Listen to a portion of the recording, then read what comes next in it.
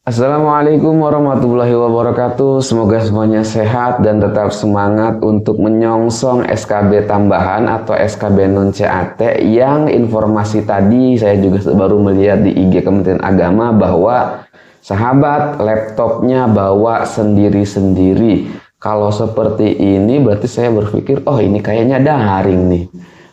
Kayaknya daring, satu titik penguji di tempat mana, sahabat di titik lokasi, ya daring nih kayaknya. Nah ingat bobot dari SKB non CAT ini adalah 40% praktik kerja, perspektif moderasi beragama, 10% wawancara, wawasan moderasi beragama. Nah sahabat selain menyiapkan laptop, saran saya juga jaga-jaga bawa headset atau earphone lah. Supaya ketika ditanya sama penguji, suaranya terdengar jernih, dan ketika sahabat ngomong, suara sahabat juga terdengar jernih ke penguji. Sehingga ketika tanya jawab, tiktokannya enak ya, tok-tokannya enak. Penguji ngomong, sahabat mendengarkan langsung menjawab, kemudian jawaban sahabat langsung jelas. Dan ketika ditanya, jangan deg-degan, kita sikap tenang saja, calm saja sahabat semuanya. Kemudian jawablah dengan jawaban yang sejelas mungkin, ya, sejelas mungkin. Karena ini kan daring sahabat, harus jelas kita ngomongnya, jangan terlalu cepat, jangan terlalu pelan. Nah, sahabat semuanya juga siapkan juga yang maksimal di SKB non CAT ini. Apalagi misalkan ketika kemarin sudah melaksanakan SKB CAT dan ternyata nilai SKB CAT-nya masih kecil. Nah itu kita bisa nih berjuang lagi di SKB non CAT agar hasilnya maksimal dan nilainya juga maksimal. Apakah yang non CAT bisa langsung keluar? Kalau yang kami kemarin-kemarin itu tidak langsung keluar sahabat. Keluarnya nanti setelah semua selesai dan diumumkan hasil SKB-nya, lalu diumumkan hasil integrasi SKD dengan SKB. Nah, kalau kita melihat indikator-indikatornya, kalau indikator praktik kerja yang ada 4 indikator sudah saya bahas ya. Penguasaan bidang jabatan berwawasan moderasi beragama. Penguasaan bidang jabatan otomatis nanti sahabat akan ditanya tentang penguasaan bidang jabatannya. Kalau jabatan guru ahli berarti ditanya tentang keguruannya beserta mapelnya apa. Kalau jabatannya penghulu berarti tentang kepenghuluannya, penguasaan-penguasaannya ya. Materi-materinya bisa jadi nih. Materi-materinya atau ditanya bagaimana cara mengajar, bagaimana cara menikahkan pasangan calon suami istri, itu pasti akan arahnya ke situ salah satunya. Misalkan contohnya ya, tentu sahabat harus sudah siap menyiapkan jawabannya. Kemudian kalau pengalaman kerja berarti sahabat ini akan ditanya juga sudah berapa lama memiliki pengalaman kerja, misalkan di bidang guru, di bidang teknis, penghulu, analis komputer, analis humas misalkan ya, peranata komputer, peranata humas misalkan, itu pasti akan ditanya tentang ke situ. Nah, indikator 4 ini para penguji bagi yang sudah mengisi titik lokasi waktu pengisian titik lokasi non CAT dan daftar riwayat hidupnya sudah diisi, penguji akan melihat itu dulu sahabat. Penguji akan melihat itu dulu, kemudian mengkonfirmasi apakah benar nih yang diupload dengan yang dijawab ya. Kalau misalkan sudah mengupload bukti bahwa pengalamannya ada 10 tahun, di sini sudah ada suratnya, sahabat ngomongnya kok 12 tahun, nah itu berarti kan nggak cocok, berarti kurang jujur.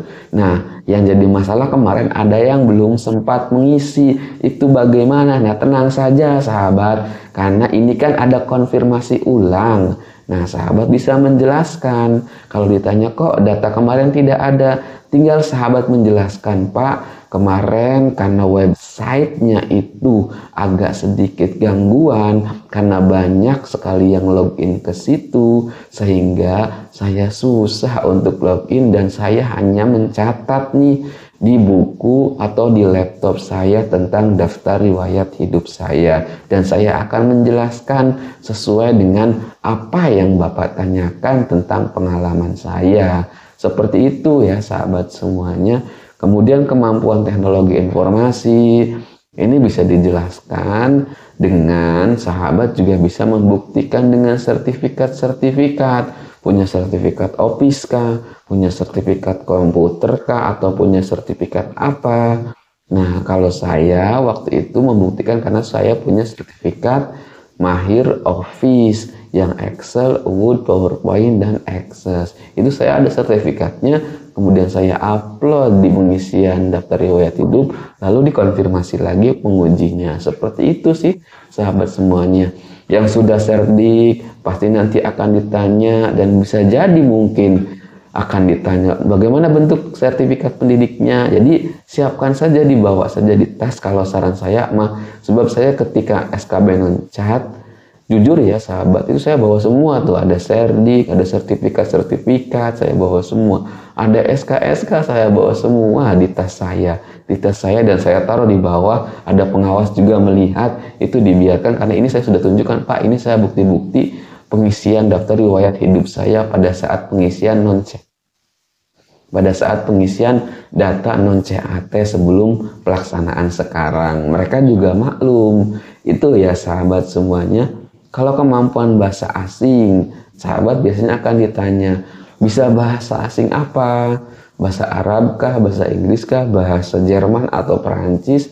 Sahabat tinggal ngomong, bisa Pak, saya bisa bahasa Arab, Inggris, atau seperti itu. Jujur nih ya, saya sendiri itu agak sedikit tidak terlalu mahir, tapi bisa untuk kosakata dasar mah. Saya bisa Arab, Inggris, kemudian saya disuruh memperkenalkan dengan bahasa Arab dan bahasa Inggris. Saya memperkenalkan diri seperti itu sahabat semuanya. Kemudian untuk indikator sikap kerja, perspektif modus agama seperti kemampuan dasar ritual keagamaan, kemampuan baca tulis dan menghafal kitab suci. Kalau kemampuan dasar ritual keagamaan akan ditanya tentang ritual agamanya masing-masing. Yang muslim bisa ditanya tentang sholat bacaannya, bisa jadi disuruh praktek sholat juga, bisa jadi disuruh berkhutbah juga yang laki-laki, bisa disuruh sholat jenazah, sholat goib, sholat idul fitri, atau sholat subuh, atau bacaan kunut, atau sebagainya. Nah itu pasti akan ditanya. Misalkan sahabat ini, misalkan mohon maaf misalkan bukan orang yang berkunut. Sahabat tinggal menegaskan, saya tidak berkunut karena ini ya sahabat semuanya seperti itu. Nah, tinggal menjelaskan kepada penguji tentunya dengan bahasa yang baik ya, yang sopan, yang halus. Jangan langsung kasar, jangan. Kemudian kalau yang baca tulis dan menghafal Al-Quran, itu disuruh membaca sahabat semuanya. Suruh membaca, nanti surat apanya itu penguji langsung yang menyuruh, dan kita itu biasanya disediakan Al-Quran oleh panitia titik lokasi. Nah, jadi sudah ada Al-Quran di meja kita juga. Nah, di situ langsung suruh baca surat apa, ayat berapa, langsung kita buka lalu kita baca. Setelah kita baca, biasanya disuruh mengartikan itu ya. Kemudian apa tafsirannya, apa maknanya, seperti itu. Waktu itu random ya sahabat, berbeda-beda masing-masing orang. Kemudian kalau hafalan, ada yang disuruh menghafalkan antara hafal surat Yasin atau surat Al-Rahman atau surat Al-Waqiah atau surat juz 30. Biasanya seperti itu. Nah, misalkan sahabat saya nggak hafal pas surat-surat panjang mah, saya hafal suratnya juz 30 saja. Contohnya misalkan surat Ad-Duha. Tinggal sahabat bilang seperti itu ya. Agar ada poinnya, jangan sampai poinnya hilang ya sahabat semuanya. Kalau wawasan moderasi beragama, itu juga indikatornya ada 4 kan, komitmen kebangsaan, toleransi, anti kekerasan, penghargaan terhadap tradisi. Ini jelas nih, ini lebih dalam lagi sahabat. lebih dalam lagi dan nanti akan ditanyanya lebih dalam lagi. Kita stop sampai sini dulu ya. Ini bisa, sebenarnya sahabat bisa membuat sebuah ilustrasi tanya jawab pakai AI untuk lebih gampang ya. Nantilah kita bahas juga. Mudah-mudahan besok saya masih bisa membuat video dalam keadaan sehat. Sahabat juga jaga diri baik-baik. Sekarang musim lagi musim hujan. Semoga semuanya sehat dan dilancarkan SKB dan CAT-nya.